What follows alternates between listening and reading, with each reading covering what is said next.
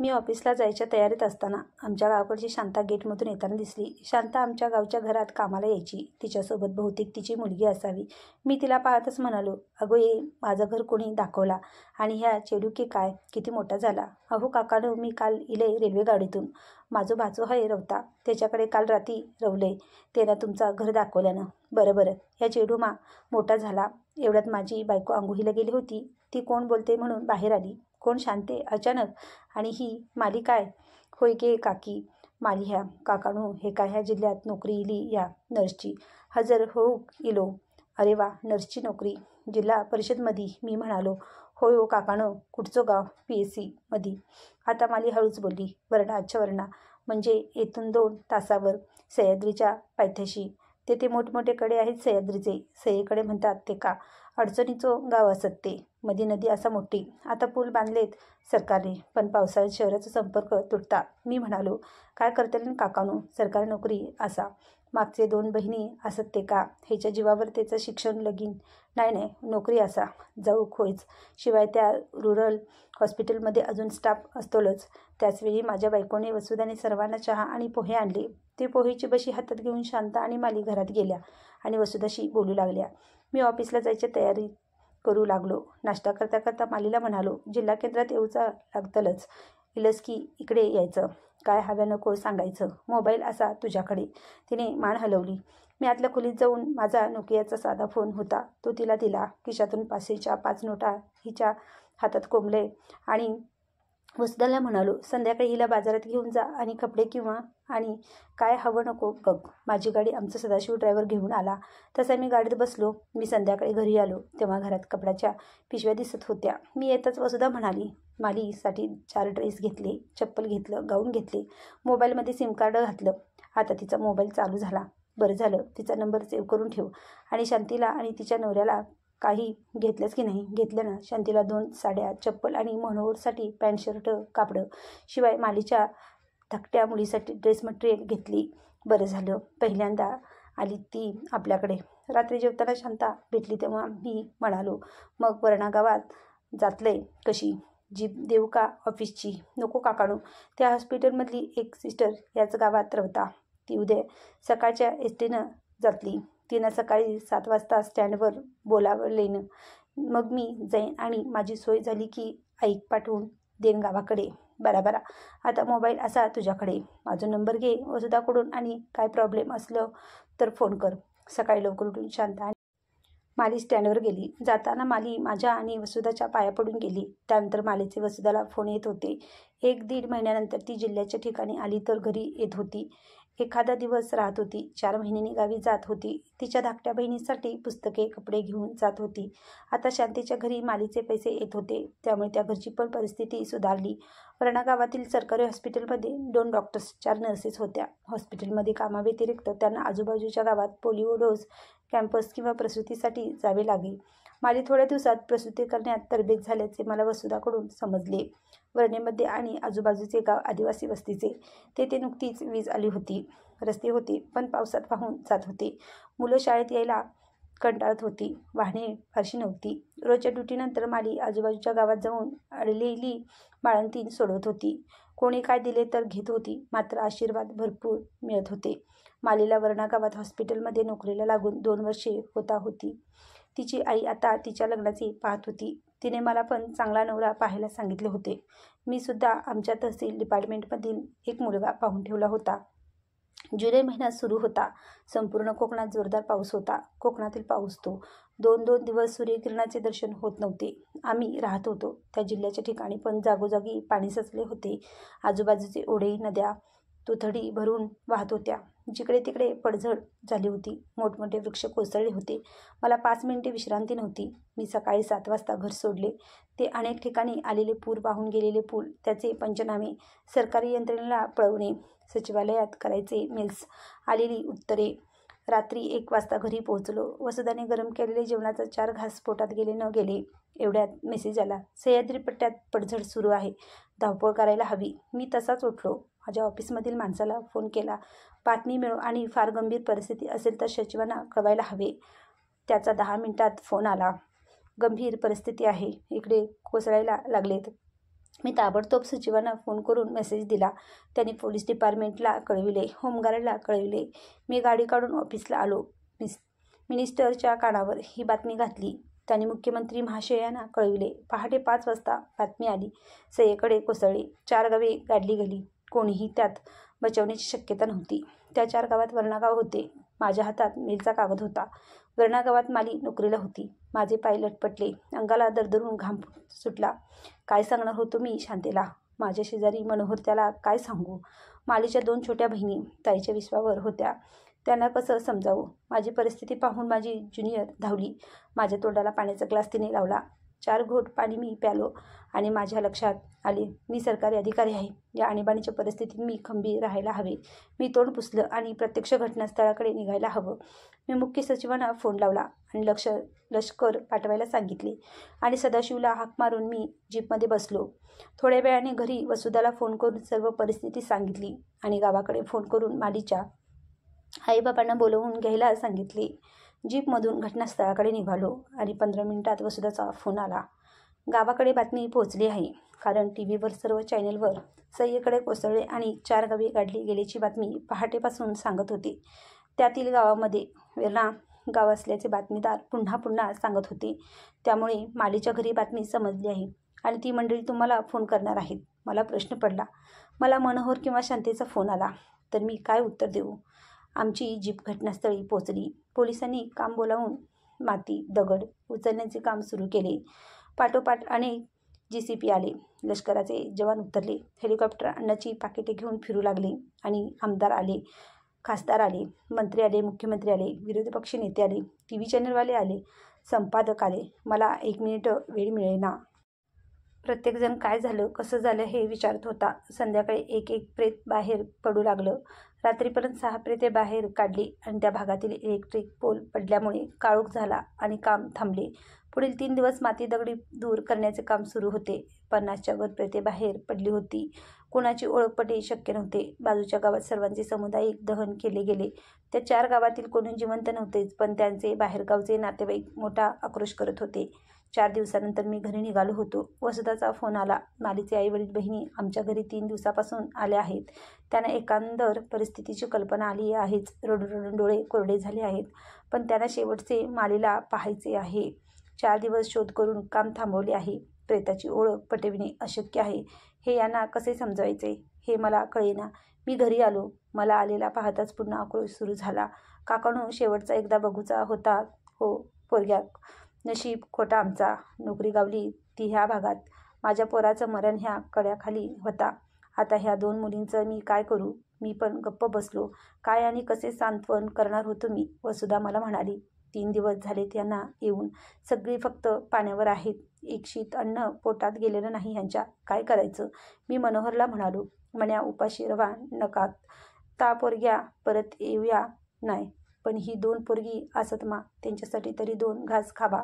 मी माझे ताट घेऊन त्यांच्यात बसलो. मी शांतेला हाक मारली. शांते, माका समजता तुझा दुःख. मी सरकारी अधिकारी असलाय तरी मालिक जिवंत करू शकाचो नाही. मी पण 4 दिवस फक्त चहा पिऊन असे.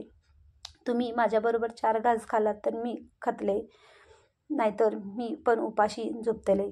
मी ताट पुढे ढकललं. मी उठू लागलो तसा मनोहर माझा हात धरून म्हणाला, काकांनो, आमच्यासाठी उपाशी झोपा नको. आम्ही खातो 4 घास. वसुधाने पटकन सर्वांना भात आमटीची ताटे दिली. माझ्यासोबत सर्वांनी 4 घास खाल्ले. मी उठता उठता शांती बोलली, काकांनो, तुमका त्रास होता, पण एकदा शेवटचा तेका बघू मिळाला असता तर. मी उद्या बघतो, प्रयत्न करतो म्हणत आणि डोळ्यातील अश्रू लपवीत उठलो. मी अंथरुणावर पडलो. 4 रात्री झोप नव्हती. डोक्यात विचार सुरू होते. आता मी शांतीला उद्या मालीचे प्रेत मिळते का हे पाहतो असे म्हटले खरे, पण मी उद्या तरी काय चमत्कार करणार होतो? त्याच सह्यकडा खाली एकही माणूस जिवंत नव्हता किंवा कोणाचे प्रेत ओळखता येत नव्हते. डोक्यात अनेक विचार असले तरी शरीर थकले होते. मला कधी झोप लागली कळेच नाही. रात्री 12च्या सुमारास वसुधाचा मोबाईल वाजू लागला. मला झोपेत पण रिंग ऐकू येत होती. मी जागा झालो. तोपर्यंत वसुधा जागी झाली होती. तिने चष्मा डोळ्यावर लावला आणि ती एकदम किंचाळी. माली. वसुधाने घाबरून माझ्या हातात मोबाईल दिला. मी चष्मा लावला आणि माली या नावावर थबकलो. मालीचा मोबाईल कुणाकडे दुसऱ्याकडे होता की काय असं पुटपुटत मी मोबाईल काढायला लावला आणि हॅलो म्हटलं. पलीकडून घाबरलेला आणि थकलेला आवाज ऐकू येत होता, काकांनो, मी माली. मी एकदम किंचाळलो. अगो तू? होय काकांनो, मी असे. त्या दिवशी मी एका डिलिव्हरीसाठी वाकड गावात गेलेले. माका डोली करून नेल्यानी खूप पाऊस पडत होतं. मी इकडे इले आणि तिकडेकडे कोसळले. लाईटचे पोल तुटले. इकडची लाईट आणि मोबाईल रेंज गेली. ह्या वाकड गावातलो अर्धा गाव कड्याखाली गेलं आणि ही एक वाडी शिल्लक असा. पण काकानू ह्या वाडीवरचं कडं पण कोसळक येलोवा. माती आणि दगड पडतात. पाऊस जोरात असा. माका वाचवा काकानू, घाबरू नको, मी सर्व व्यवस्था करते. अजून किती माणसं असत त्या वाडीत? 8 घरा असत. 30-40 माणसं असत. सगळी घाबरलीत. पाणी नाही असा 4 दिवस. सगळीकडे चिखल झालो वा. लाईट नाही, अन्न नाही. रेंज आता थोडी इली म्हणून तुमका फोन केले. काकानू लवकर येवा, रेंज जाता. मालीचा फोन कट झाला. माझ्या अंगात उत्साह आला. वसुधा सर्व ऐकत होती आणि रडत होती. मी रडत होतो. रडत बोलत होतो. मी सदाशिवला फोन लावला. तो पण बिचारा 4 दिवसानंतर आज झोपला असेल. मी फोन करून सदाशिवला उठवले आणि जीपमध्ये फुल्ल टाकी डिझेल टाकून ये आणि येताना तुझ्या भावाला घेऊन ये असे सांगितले. मी बाहेर पडायची तयारी करायला लागलो. मी वसुधाला म्हणालो, त्या मंडळींना एवढ्यात कळवू नकोस, त्यांना झोपू दे. घरात तुझे काय कपडे असतील, गाऊन ड्रेस चादरी असतील ते काढ. काय खाऊ बिस्किटे वगैरे असतील ते दे. 10 मिनिटात सदाशिव भावासकट आला. मी गाडीत बसलो आणि वाकड गावाचा मॅप लावला. वाटेल पेट्रोल पंपावर पाण्याचे टँक घेतले आणि माझ्या फोनवरून आपत्ती व्यवस्थापकाला फोन लावला आणि वाकड गावात अजून एक वाडी अस्तित्वात आहे. तिकडे लष्कराच्या व्हॅन्स पाठवायला सांगितले. येताना व्हॅन्समध्ये अन्नाची पाकिटे, पाण्याचे टँक, तातडीची औषधे घ्यायला सांगून चॅनेलच्या माणसांना कळवू नको असा आदेश दिला. वाकडगाव वरणा गावाच्या विरुद्ध दिशेला होते. आमचा ड्रायव्हर सदाशिव आणि त्याचा भाऊ यांना हा भाग ओळखीचा होता. पाऊस जोरात पडत होता. रस्त्यात चिखल झाला होता. सदाशिव शतपीने जीप चालवत होता. रात्री 2:30च्या सुमारास आमची गाडी वाकडगावच्या पश्चिम भागाकडे आली. सय्येकडे कोसळले होते. जीपला थोडी चिंचोली वाट मिळाली. त्या वाटेतून जीप त्या वस्तीकडे पोचली. जीप एका ठिकाणी थांबली. त्याच्या पुढे वाट नव्हती. मी जीपमधून उडी मारली. माझ्या मागोमाग सदाशिव आणि त्याचा भाऊ यांनी चिखलात उडी मारली. आमचे गंबूट होते म्हणून आम्ही चालू शकत होतो. पाऊस कोसळत होता. जोडीने सोसाट्याचा वारा होता. पुढे 8-10 मातीचे घरे अंदाजाने समजत होती. मिट्ट काळोख होता पण आमच्या हातात मोठ्या बॅटरी होत्या. मी बॅटरीच्या प्रकाशात पुढे झालो. माझ्या अंगावर सह्यागिरीकडून माती, दगड पडत होते. मी चालता चालता वर बॅटरी मारली. 11-11 सह्यागिरी शेवटच्या धापा टाकत होता. कोणत्याही क्षणी तो खाली कोसळण्याची शक्यता होती. अचानक मला लहान मुलाचे रडणे ऐकू आले. मी त्या दिशेने पाहिले. एका झोपडीतून आवाज येत होता. मी त्या झोपडीवर लाथ मारली. बॅटरीत 4 माणसे दिसत होती. मी माली अशा हाका मारताच काकानू म्हणत माझ्या बुटाभोवती मिठी पडली. मी झटकन खाली आलो आणि मालीला वर घेतले. मागोमाग सदाशिव होताच. त्याला खुणा करताच त्या दोघांनी तिला उचलले आणि जीपच्या दिशेने घेऊन गेले.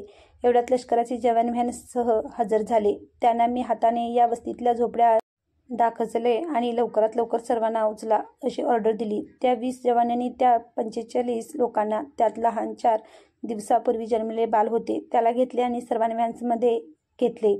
आमची जीप सुटली. पाठोपाठ त्या व्हॅन्स सुटल्या. मी मालीकडे पाहिले. ती हाताने पाणी असे खुणावीत होती. मी टँकमधून पाणी घेऊन तिच्या तोंडाला लावले. तसेच जवानांनी पण व्हॅन्समधील लोकांना पोटभर पाणी दिले. माली थंडीने कुडकुडत होती. मी येताना शाली आणल्या होत्या. त्यातील 2 शाली तिच्या अंगावर घातले. आमची जीप आणि व्हॅन्स अर्धा किलोमीटर गेल्या नसतील एवढ्यात पाठीमागे जोराचे स्फोट झाले. दगड आकाशात उडाले. माती आकाशात उडाली. शेवटचा सह्यकडा कोसळला होता. वाटेत आम्ही सर्वांना चहा दिला, बिस्किटे दिली. व्हॅन्समधील सर्वांना सरकारच्या सुरक्षित तंबूत ठेवले. त्या ठिकाणी अनेक स्वयंसेवक कार्यरत होते. आता त्यांची काळजी नव्हती. त्यांना कपडे मिळणार होते, जेवण मिळणार होते, डॉक्टर होतेच. आमची जीप माझ्या घराच्या दिशेने निघाली होती. वाटेतून मी वसुधाला फोन करून मालीसह येत असल्याचे कळविले होते.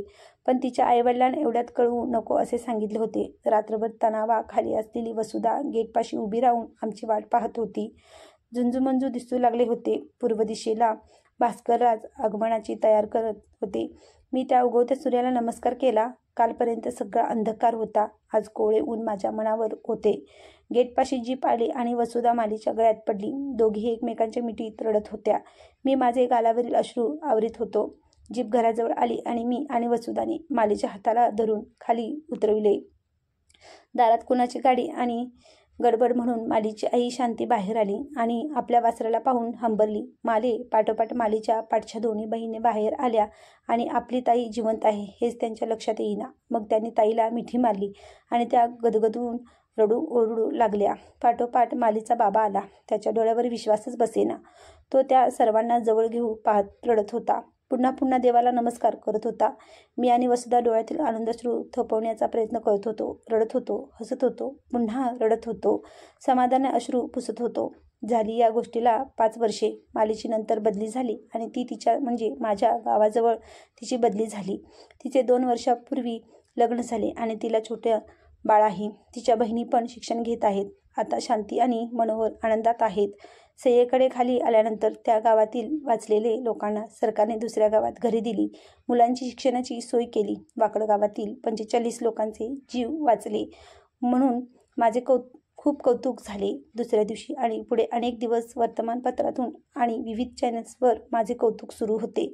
माझ्या महसूल खात्यातून माझे कौतुक झाले. अगदी मुख्यमंत्री महोदयांनी माझे खास कौतुक केले. अगदी राष्ट्रपती महोदयांनी विशेष पुरस्कार देऊन माझा सत्कार केला. माझ्या परुळे गावात आदिनारायण मंदिरात डॉक्टर उमाकांत सामंत यांच्या हस्ते गाववाल्यांनी माझा सत्कार केला. मी गेल्या वर्षी निवृत्त झालो. आज मागे वळून पाहताना माझ्या मनात येते, खरंच एवढ्या कौतुक करून घेण्यासारखे मी खरोखरच काही केले काय? मी मालीचे आणि त्या गावातील लोकांचे प्राण वाचवले, पण त्यांचे श्रेय माझ्या सरकारी नोकरीला होते. जर मी मोठ्या पदावरील अधिकारी नसतो तर प्रशासन मला हलवता आले नसते. त्या रात्री मालीला रेंज मिळाली म्हणून ती बोलू शकली.